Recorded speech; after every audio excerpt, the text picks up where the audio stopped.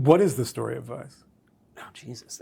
Like, what is, like, if you could, somebody says, give me the pitch for the book that you want to write, what is that pitch? Am I supposed to? Oh, okay. I thought it was going to be like one of the synesthetic things where I'm supposed to be like ambrosia. Or yeah. Associate it with a color. Yeah. The burnt sienna of Vice. But like, if you were to say, all right, what is this book about? If you were to pitch an agent or a publisher, The Last Great American Subculture, and its flagship publication. Yeah. The how two Canadians, and I think Sarush from Minnesota, I forget. I think he's Canadian, isn't he? We lived there. Yeah. How two Yeah. Look, sorry, Sarush. Two how two Canadians and a Canadians Pakistani. deformed the American media landscape, and eventually, the political landscape. So where does that end, and is it even possible? That's the question. Yeah, that a company that's like that in its kind of punk rock and its ethos and creating a new kind of genre of magazine in a way, can it actually be the same forever? Can it actually remain? Things don't remain cool, right? I mean, it was inevitable that it was going, but it not only didn't remain cool, it just became something totally different. Well, that's in a bad way, I think. That would have been a great ending to the story if it had ended there. Right? Yeah. Now we got to watch and see where it actually ends. It's not over? No, it got resurrected yet again by some VC firm in Nashville, unless that's fallen through. That happened back in summer. Oh, wow. But it's not the same. I have no idea. It's just a logo. Last time I went to the website, there was like one of the front and center on the homepage was something called the Gender Identity Stock Photography Collection. Oh, yeah. That was like a zip file Yes. that you could download. Yes. That Very was just generous like stock photos of like women holding hands. Yeah, but isn't that like, to Gavin? It wasn't that good of stock photography either. Well, yeah. I mean, stock photography is never that good, but yeah. But isn't the funny thing with Gavin is that he gets kicked out of his own company for making fun of trans people, writing an essay about how people who are trans are mentally ill, and where the company that he founded ends up is a company flogging, a trans stock photo archive in the weirdest. I don't even understand why one would do that. The whole thing, yeah. Irony abounds. Yeah. Right? But what is the thing about Vice that everyone misses? I mean, there's so many stories about it. I tried to write something about this, but it was about. I liked what you wrote. Yeah. Because and I don't think that was the story of Vice. It was that everyone was ignoring the content. They were just talking about Shane and business and Shane Smith and Eddie Moretti and like. What is the thing that all these people who just kind of parachute in and write a story miss? I mean, I told the crew while we were making this, and while it was a little more focused on Vice and stuff like that, I was like, honestly, you could take about any one issue of the magazine and make a 2 to 3 hour doc just about what happened in the office then, like what there were so many goddamn personalities in that room, and for like, I got there in 2004, and it felt like Gavin was out by around 2007. Yeah. And I lucked out for the first year or so before the crack started to show and before Gavin started to be kind of like foaming at the mouth racist. Everybody's like, all these crazy people, like all their rhythms were synced up. Yeah. And it was like the dream house. It was like being in Abbey Road, or whatever. And it was fun. It was fun and productive. When did it stop being fun? I was there for 15 years, and it was year 15.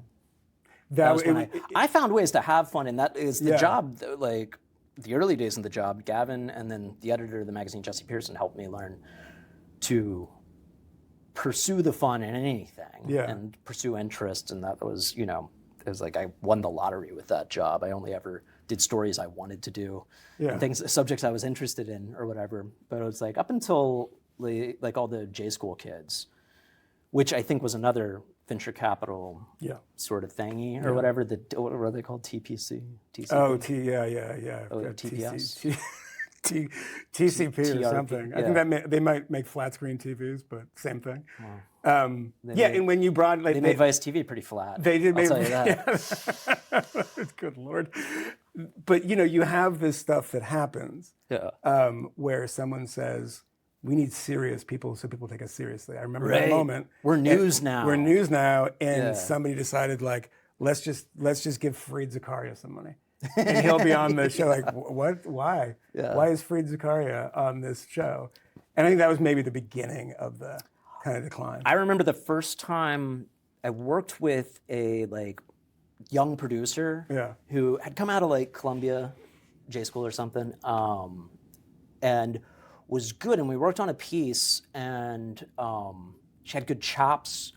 It was fun making it, and I was excited. We talked about doing some more stuff, and within like she'd been there like 6 or 8 weeks, and then I went by her desk one day and she was gone, and I sent her a text and I was like, what about this idea we were going to pitch or whatever? And she's like, oh, I went to CBS. I was just there to. She's like, I don't think she said it quite so explicitly, but she was just there to get advice on her resume to jump somewhere else. And that was the first time. What I remember from the early days of the video stuff is that the pay was too bad for anybody to come work there who didn't want to work there. So it was weirdos who liked who they were working with and what the the leeway they got for their projects or whatever. And as soon as it became a mainstream enough success that people were using it on their resume, that it had value to a resume, I think like that was for me the first, the distant bell that signaled its end. I think that when I noticed that Vice was doing an impression of a real company was when they got an HR person and the HR person sexually harassed me. I was like, that's amazing. Was it, can you bleep if I say the name? Exactly. What was his what was his circuit name?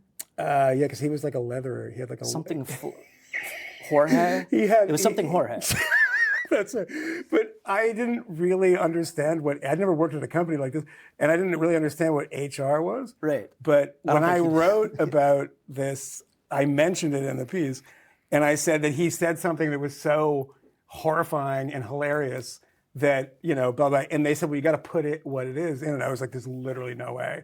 I'm putting the phrase that said to me, which was about my booty hole, which was literally what said to me. And I was like, yeah, this is the HR at this company. Was he speaking in his capacity as HR? We were in his office. I think that's the jurisdiction of HR. Yeah. That guy ruled. Yeah, he was amazing. Yeah. He was the first HR. He was the first HR, was like an unbelievable pervert. And there was a Twitter feed called Shit That HR Says. And I found it. It still exists. Oh. And it's just quotes from him.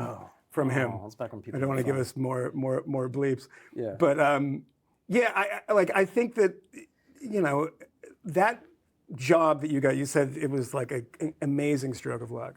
Yeah. 2004. Yeah, You're how old? 20. 20 years old. Yeah. Or just 21. You weren't in college. This was my last year of college. Last year of college. I needed something to do over the summer between semesters. Yeah. I got an internship.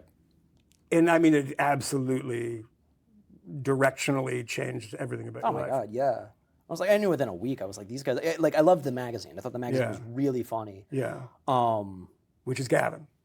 Well, it was Gavin and Jesse. It was Gavin and Jesse and Amy Kellner and Leslie Arf. And Gavin's singular genius. He's a very funny guy. He's a very productive writer and a very funny writer. But what I've always seen as his genius is he collects people. He's done this since high school. He brings together amazing groups of people who are just perfectly balanced in each of their ways, and he absorbs from them. So the crew who are the main editorial cadre or whatever, who are writing all the articles, who are writing 3 to 4 articles a piece under assumed names in the magazine. So just a whole 115-page book every month by just these 4 people. With the most in sync, God, I keep accidentally saying this, and it just feels lamer and lamer each time. It was like meeting the Beatles. I was everybody's their groupthink. Now groupthink is the Grateful Dead, but it was like everybody's on the Paul same Revere page. And the Raiders.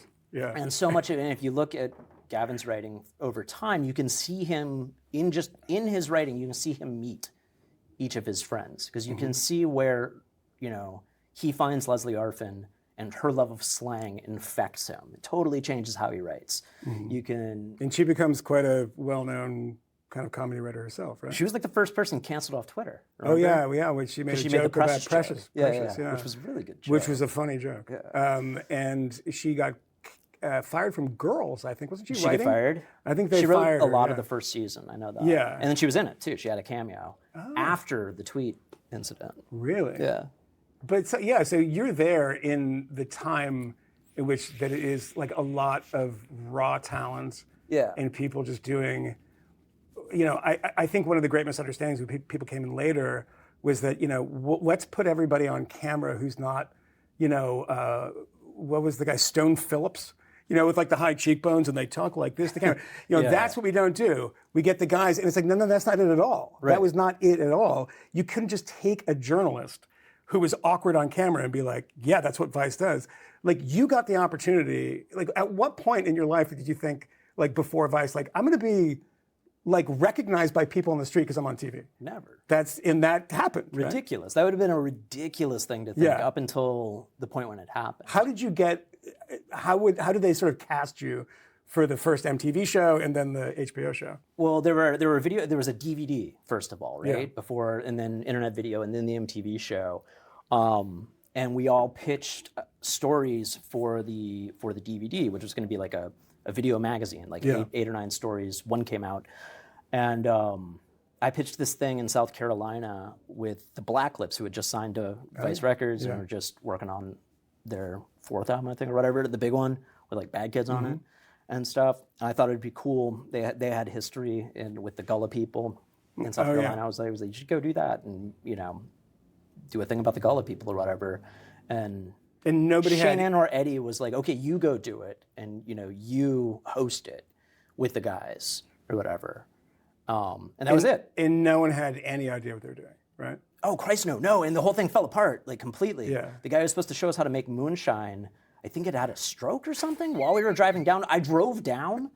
I just, like, in my, like, I had my grandma's old Camry up in New York, and me and a camera guy drove to South Carolina. This is the worst fucking idea I've ever heard in my life. Oh, it was a mess. Send Thomas in his grandmother's car to the guy who just had a stroke and interview him about moonshine.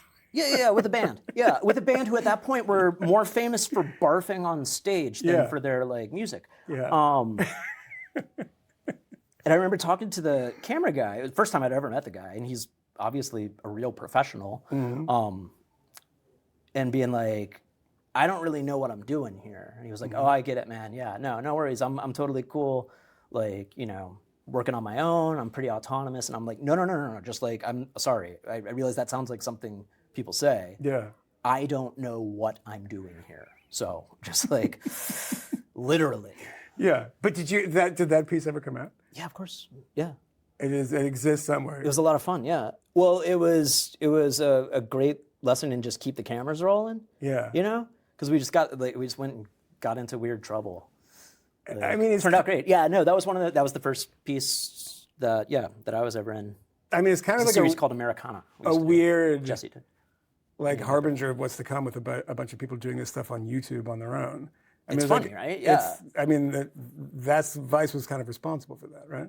In so many ways. You said it, not me. Yeah, I mean, it is the kind of archetype is the early Vice stuff of people not knowing what they're doing in any way. I watched an old Vice piece the other day, and I could not believe, like a very old one of the On Acid series. Yeah. And with Dan, the equipment That's guy. not even that old. And it's not even that old, but they were talking to him in the front seat, and they were shooting right behind him. Yeah. Not across. It was just the back of his head. Just and I was like, this is a very bad, no one knows what they're doing.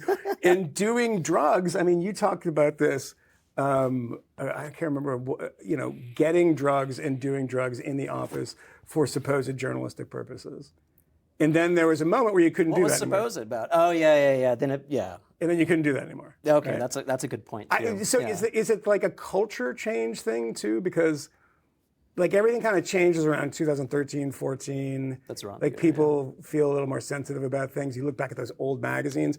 Like no one balked at We Love Cops as a cover. Plenty of people balked at that. Really? Yeah, that was a controversy when it came out. That was? Some people loved it, yeah. Oh, I didn't. I mean, it was remember that. That was kind of Gavin and Jesse's, like, I mean, they wanted to make that. It was based off an old book called Cops by sort of like a working man studs turtle named Mark Baker. That pissed people off. That was a shot across the bow of the, cop hating left.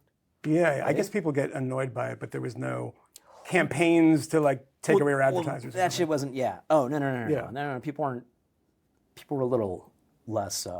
What do you think when you go back to look at those magazines now? People just dismiss that shit, or they'd write a letter, be like, "You assholes," pretty much how it and that would be it. And then they'd go on with their lives. People had lives back then too. They weren't spending their whole life on the fucking internet. Right? So different if you go times. back and take an issue that you were a part of in, say, 2005. You can't make any of that shit anymore, right? Yeah. Or you can make it, you just can't put it on the internet. That's all. Yeah, like he's like Johnny Ryan stuff and things like that. Yeah. But when you go back, who worked for Nickelodeon for a long time as the really? I forget what his position was.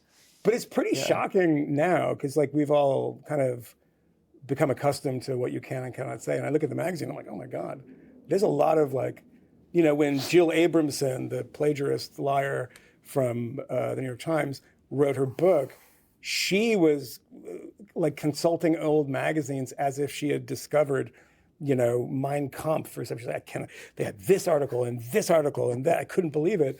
And it's like, the editor of a major newspaper, you haven't seen articles like this, but it's just kind of alien to people now. Yeah. Yeah, well, the world got a lot more lame. Or the lame took over, the kind of the dominant discourse. So is there anything, there's nothing like it now, I guess. I'm trying to think if there's anything. Not that I know of. Yeah. Hopefully there is something like it somewhere. Yeah. Maybe not in America. Yeah. Maybe not on the internet. I remind myself when I get kind of bummed out by how the kids look. I'm like, the only kids I know about and could possibly see are the kids on the internet. Yeah. It's like, it's possible that's it. And that is the actual, the culture of whatever you want to call the generation. Yeah. But I, as an object of faith, I like the idea that there are kids doing something that I couldn't possibly know about because it would be the equivalent of Vice, in 2002 or 2003. That was, unique to its social milieu, right? Yeah. People did not, before the MTV show and then the HBO show, it's like people's parents didn't know about that. They would have no way to know about that. It was like one of the last vestiges of a proper counterculture or underground, right? And when hopefully I joined, that's still around. When I joined Vice, it was long after you, 2010, I think. But I still had to explain to people what it was. Right. When they said, I was in DC, and I was like, I'm going to New York to work for Vice, and then you would have to have the 5-minute conversation about what it was. Right. Because it still hadn't really penetrated the culture. It's a record label specializing in British rap with a tie-in streets. A tie-in free magazine.